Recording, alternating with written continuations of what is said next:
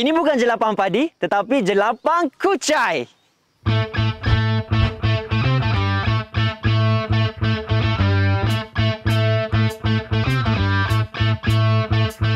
Hai explorers di luar sana, saya Edi, Digital Agronomist daripada Crop Power. Hari ini saya berada di salah sebuah kebun kucai di Cameron Highland Pahang dan saya akan kongsikan dengan anda dari A sampai Z cara-cara untuk menanam kucai dan dapat hasil yang cemerlang. Jom! Untuk makluman tuan-tuan dan puan-puan, tanaman kucai adalah salah satu tanaman ataupun benih yang agak sukar untuk bercambah. Tapi jangan risau, saya akan kongsikan dengan tuan-tuan tips dan cara-cara untuk dapatkan hasil pencambahan yang sangat terbaik dan cemerlang. Tips yang pertama, tuan-tuan boleh gunakan tray yang ada 200 lubang kerana ini adalah tray yang ramai petani-petani di sini gunakan. Dan keduanya boleh gunakan peat moss ataupun medium tanaman substrate sebagai contoh BVB daripada power plant.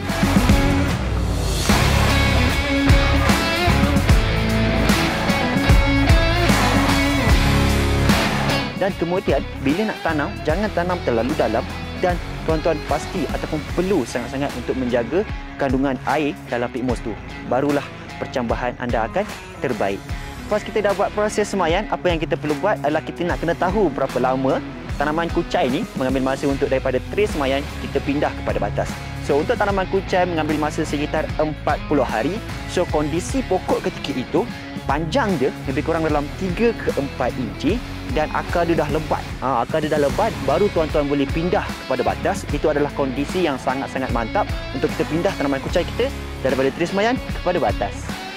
So, saya nak kongsikan berapa spacing dia. So, macam anda boleh tengok kat sini, jarak batas dia ataupun lebar batas lebih kurang dalam 2 kaki dan juga jarak pokok ke pokok lebih kurang dalam 8 inci. So, dalam batas ni, tuan-tuan boleh tengok dia dapat lebih kurang dalam 4 baris. So, sebelum kita nak pindah tu, kita boleh gunakan teh ayam dahulu. Kita gaulkan dahulu dengan teh ayam untuk kita pastikan kita supplykan high N kepada tanaman kucai kerana tanaman kucai memerlukan N yang tinggi ataupun nitrogen yang tinggi untuk mereka dapatkan hasil daun yang lebih cantik. So, kita nak tahu berapa lama sebenarnya kita kena tunggu untuk kita dapat hasil tuaian kita tanaman kucai kita ni. So, untuk tanaman kucai, kita ada 2 kategori. Yang pertama adalah tuaian pertama ataupun kita panggil sebagai first harvesting.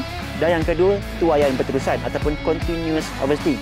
So, untuk tuaian pertama, sekitar 70 ke 75 hari, tuan-tuan dah boleh buat tuaian. Dan untuk tuaian berterusan, mengambil masa sekitar 26 hari ke 30 hari. Bergantung juga kepada keadaan cuaca dan juga keadaan pokok tu. So, saya nak tunjukkan tuan-tuan bagaimana saya buat harvesting.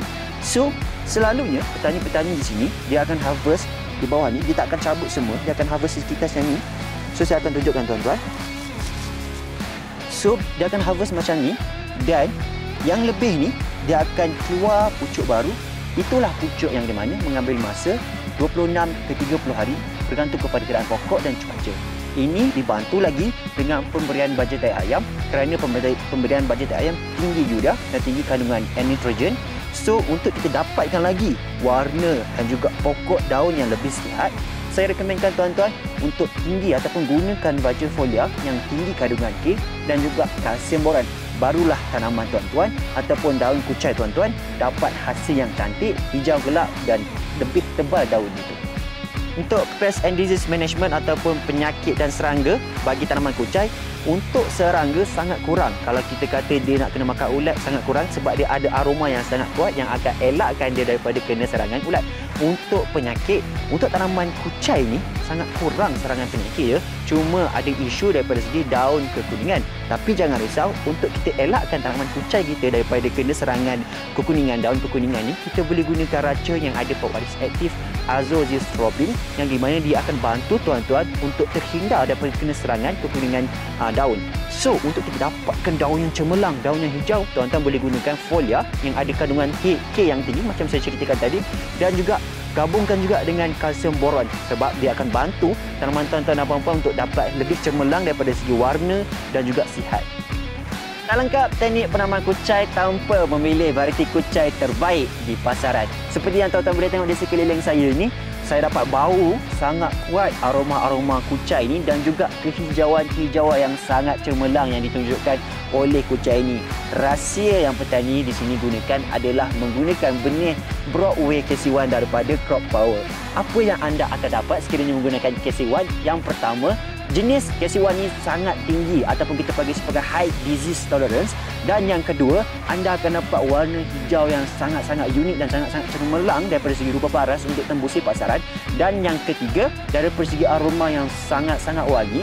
Dan yang keempat adalah salah satu ciri yang paling digemari oleh konsumer-konsumer di luar sana, iaitu ketebalan daun yang sangat sesuai untuk dalam pelbagai jenis masakan. Anda nak masak teochew, kuih daripada kaum Cina ke, nak masak cucur kucai ke, nak masak gorengan coketau kucai ke, pelbagai jenis masakan, sebut saja sesuai gunakan Broadway KC1 daripada Crop Power.